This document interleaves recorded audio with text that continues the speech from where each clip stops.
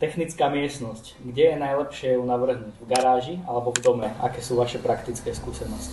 Keď sa dá odčleniť do garáže celé technické zázemie, tak je to určite lepšie, lebo tým pádom nám to nezaberá užitkový priestor v dome. Zase tých domov s garážou je menej, kdy ten klasický model bungalovu má okolo 120 do 140 zastávanej plochy, čiže bavíme sa o nejakých 100 až 115 užitkovej a tam už není iná možnosť, len to dať do domu. No. A tým pádom človek, alebo teda zákazník prichádza o ten priestor, ktorý zaberie to technické zázemie. No. Každopádne, keď je možnosť v garáži, tak určite do garáži. Zase je to otázka toho, ako má človek veľký pozemok, ako chce veľký dom. Keď má niekto užitkovú plochu 120-130, alebo teda tú zastávanú 120-130 a má užitkovú 100, snaží sa ten priestor maximálne využiť. Čiže snaží sa to niekde schovať. Ale napríklad sú ľudia, čo majú dom užitkovú 200 m2, tak tam sa dá urobiť veľkorysá technická miestnosť. Zase je to od veľkosti pozemku, od veľkosti domu a od predstavy klienta.